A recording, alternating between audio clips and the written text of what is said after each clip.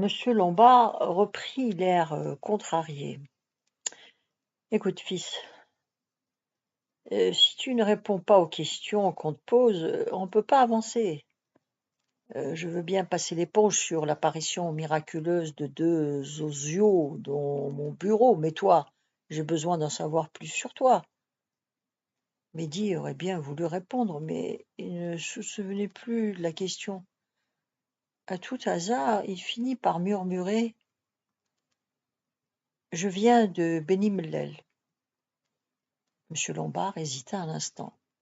« Bon, on ne s'en sort pas, allez. L'important, c'est que tu sois là.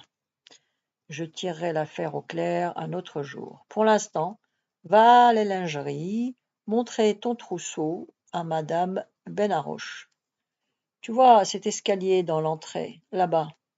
Tu grimpes, fis ça, jusqu'au 4e étage, et tu verras alors une grande porte devant toi. C'est là, la lingerie. Ensuite, tu redescends, et tu restes dans la cour. Il y a des bancs partout. Le réfectoire ouvre à 7 heures du soir. Tu le trouveras facilement. Il fait tout un côté de la cour. Et il sera éclairé à giorno. Si malgré ça, tu ne le trouves pas, tu n'auras qu'à te laisser guider par l'odeur du hachis parmentier. L'odeur du quoi? Mehdi, traînant sa valise, soulagé d'être enfin débarrassé des dindons, se dirigea vers l'entrée que lui avait indiquée M. Lombard. Il se mit à monter lentement les marches de l'escalier. Le système de minuterie l'obligeait à allumer la lumière à chaque fois qu'il arrivait sur un palier. Elle s'éteignait alors qu'il se trouvait entre 2 étages, ce qui le contraignait à continuer son ascension dans le noir, s'attendant à se faire assommer par patibulaire à chaque pas. Il finit par se retrouver devant la porte de la lingerie. Que faire? Attendre que quelqu'un en sorte? Il patienta quelques instants, puis, rien ne venant, se résolut à frapper à la porte. Il n'y eut aucune réaction. Il frappa plus fort. La porte s'ouvrit alors, et une forme gigantesque apparut à contre-jour. La lumière s'éteignit. La forme se recula. On pouvait mieux la distinguer. C'était, semble-t-il, une femme. Une femme très grande, très grosse, à la face bouffie, bourrelée, à la poitrine en forme de bouclier brandi, aux cheveux noirs retenus en chignon, une femme, certes, contenue à grand-peine dans une tunique blanche qui menaçait d'éclater de tous les côtés. Même de face, on pouvait voir que la géante disposait d'un derrière immense, monumental, parfaitement capable d'écrabouiller les tout-petits si d'aventure elle s'asseyait sur eux. Elle portait des petites lunettes aux verres très épais, de vrais fonds de bouteille qui semblaient faits d'une infinité de ronds concentriques. Mehdi n'avait jamais rien vu de tel. C'était une ogresse. L'ogresse cria d'un ton joyeux: « Voilà le premier, c'est parti !» Elle allait le dévorer. Puis, « Eh bien, entre, on n'a pas toute la journée. » Mehdi, effrayé, entra sans mot dire. La lingère jeta un coup d'œil derrière lui, puis sur le palier. Étonnée, elle demanda: « Où sont tes parents ?» Il ne répondit rien. Il regardait l'immense pièce dont les murs étaient cachés par de grands placards, dont certains étaient ouverts et d'autres fermés à clé. De hautes piles de draps blancs, alternant des monticules de serviettes de toutes les couleurs, occupaient tout un côté de la pièce. Une odeur de savon ou de lessive plutôt agréable en émanait. Au milieu de la pièce, une grande table était recouverte de morceaux de tissu. L'ogresse alla, d'un pas pesant, s'asseoir sur un énorme tabouret. Elle soupira bruyamment. « Eh bien, mon petit, tu as ton trousseau ?» Mehdi posa la valise aux pieds de l'ogresse, qui l'ouvrit et commença à compter, d'un doigt vif, les chaussettes et les caleçons. Après quelques instants, elle fronça les sourcils et grommela. « Mais le compte n'y est pas. Tu n'as que 3 paires de chaussettes. Il en fallait 6. Et les mouchoirs? Où sont les mouchoirs ?» Elle farfouilla dans la valise, puis murmura, découragée. « Il n'a même pas de pyjama. Tu vas dormir comment? En slip? Mais ce n'est pas hygiénique du tout. Comment peut-on oublier son pyjama? Et puis, il en faut 2. » Elle prit une chemise, au hasard, en détourna le col et approcha ses lunettes de tissu jusqu'à le toucher du nez. « Mais il n'y a rien, tonna-t-elle. Il n'y a rien. Où est ton nom? On a dit aux parents qu'il fallait coudre le nom de l'élève sur le col des chemises, à l'intérieur. C'était écrit clairement dans la lettre qu'on leur a envoyée dès le mois de juin. Le patronyme cousu sur le col. Sinon, comment pourrais-je te rendre tes chemises après les avoir lavées? Tu as quand même un patronyme. » Mehdi regardait le sol. C'était quoi un patronyme? L'ogresse renifla, ajusta ses lunettes et se pencha sur lui, toute masse tremblante, comme un début d'éboulement. Qu'est-ce que c'est que cette histoire? Tu es le premier arrivé et les problèmes commencent. Allez, zou, va voir monsieur Lombard. Non, tu laisses la valise ici. Mehdi redescendit l'escalier, lentement décidé à fuir les lieux au plus vite. Mais où aller? Il allait forcément se perdre dans cette immense Casablanca qui lui faisait peur. Et puis, on avait pris sa valise en otage. Au bord des larmes, le cœur serré, il se dirigea à petits pas vers le bureau du surveillant. Il finit par y arriver. La porte était ouverte. Il entra sans frapper, les yeux baissés. Monsieur Lombard, assis derrière son bureau, leva les yeux au petit calepin qu'il était en train de compulser. Les bipis avaient disparu. « Tiens, te revoilà. Que se passe-t-il? Madame Benharoche n'est pas là-haut? »« Si, » murmura Mehdi. « Miracle! Il parle !» Il le regardait avec une bienveillance goguenarde. « Et alors, pourquoi viens-tu me voir? Je t'ai dit de rester dans la cour jusqu'à 7 heures du soir. » Madame Benharoche, elle dit que il me manque des chaussettes. Allons bon. Il prit une voix caverneuse, comme s'il annonçait un film d'horreur. L'affaire des chaussettes manquantes. Il débarque avec des oiseaux, mais sans chaussettes. Il y a là une logique qui m'échappe.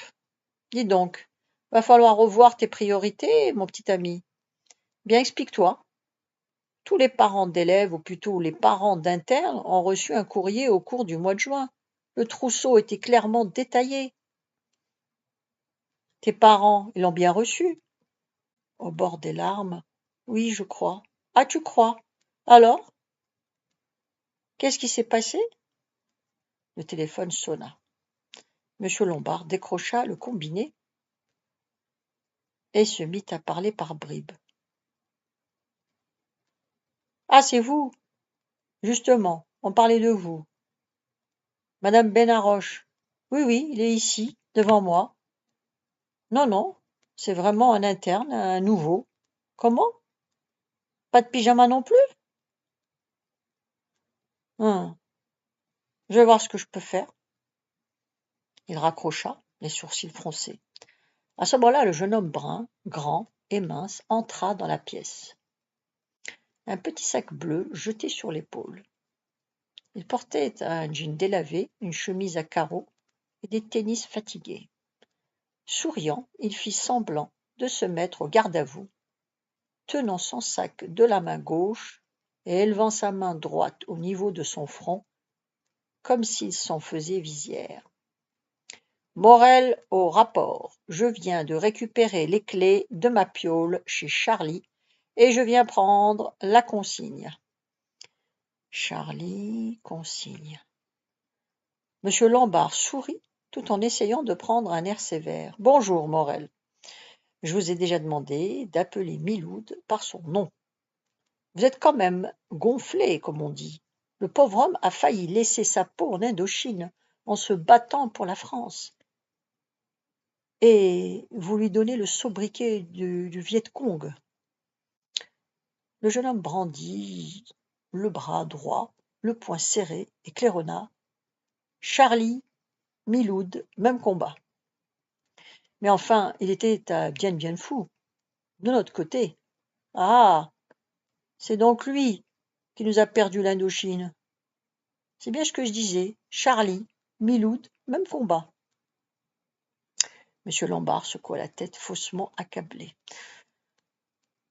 Non, justement, ce n'était pas le même combat. On a un combat douteux. Oh là là, vous et vos citations. Enfin, vous n'avez pas de bagages? Que ce petit sac? Le jeune homme prit un air mystérieux pour articuler avec emphase. L'intendance suivra. Monsieur Lombard secoua la tête hilar. Voilà qu'il se prend pour De Gaulle maintenant. Cela ne vous suffisait pas d'être Morel? Puis il reprit un air sérieux pour dire « Vous tombez bien, monsieur le surveillant d'internat. Voici la première de vos ouailles. » Il désigna Mehdi, qui ne connaissait pas le dernier mot prononcé par le surveillant général, fut vaguement inquiet de s'entendre qualifier de zouaille. C'était quoi ça? Une espèce d'oiseau?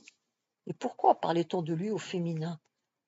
Morel considéra avec une perplexité feinte le menton pris entre le pouce et l'index, l'enfant en voie de liquéfaction qui a encombré un coin de la pièce. Monsieur Lombard reprit, s'adressant à la zouaille. « Écoute, fils, je ne sais pas ce qui se passe, mais ça va pas, ça. Ton trousseau est incomplet.